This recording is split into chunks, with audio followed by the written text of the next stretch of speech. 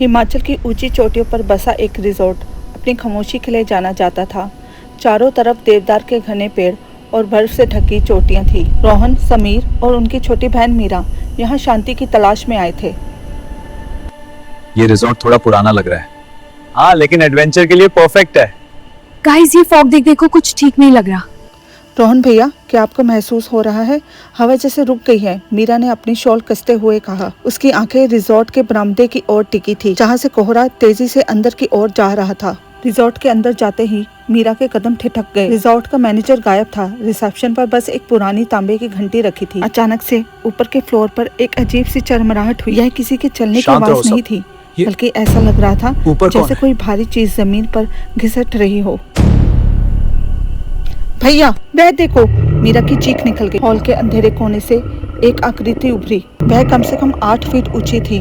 उसकी आंखें कोयले की तरह दहक रही थी। उसके हाथ घुटनों तक लंबे थे, जिसमें उस्तरे जैसे नुकीले नाखून चमक रहे थे। वह एक राक्षस था, इस पहाड़ का वह प्राचीन शैतान जिसे सदियों पहले यहाँ दफनाया गया था। पीछे हटो मीरा! समीर, मेरे पीछे आओ! रोहन ने चिल्लाकर दोनों को अपनी ओर खींचा। उसने एक भयानक दहाड़ मारी, जिससे रिजॉर्ट की खिड़कियों के कांच चकनाचूर हो गए। वह राक्षस धीरे धीरे उनकी तरफ बढ़ा।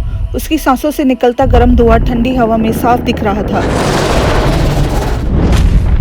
ऊपर वाले किसी भी खाली कमरे में चलो, रोहन ने आदेश दिया। तीनों भाई बहन सीढ़ियों की ओर भागे। राक्षस उनके पीछे था। उसकी भारी पदचाप से पूरा ढांचा हिल रहा था। जैसे ही वह ऊपर के कमरे में घुसे, रोहन ने भारी अलमारी दरवाजे के आगे खिसका दी, पर उसका कोई फायदा नहीं हुआ। दरवाजे पर एक जोरदार प्रहार हुआ। दरवाजे के टुकड़े टूटकर अंदर की ओर गिर गए। अब राक्षस के नाखून अलमारी को चीरते हुए अंदर तक आ गए। वह दानव अब कमरे के अंदर था। मीरा डर तो गई थी, लेकिन अपने महादेव पर उसे पूरा भरोसा था। उसने अपने गले में पकड़े हुए रुद्राक्ष को पकड़ा और बोला, हे महादेव, हमारी रक्षा करो। अचानक कमरे का तापमान बढ़ गया। एक दिव्य सुनहरी रोशनी मीरा के शरीर से फूटने लगी। वह राक्षस अब बहुत गुस्से में था। उसने गुस्से में रोहन की गर्दन दबोच ली। नहीं, मेरे भाइयों को हाथ मत लगाना! मीरा अचानक बीच में कूद पड़ी।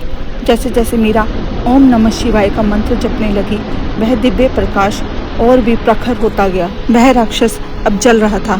राक्षस ने एक आखिरी दर्दनाक चीख मारी। उसकी आवाज में हजारों सालों की नफरत और पीड़ा थी।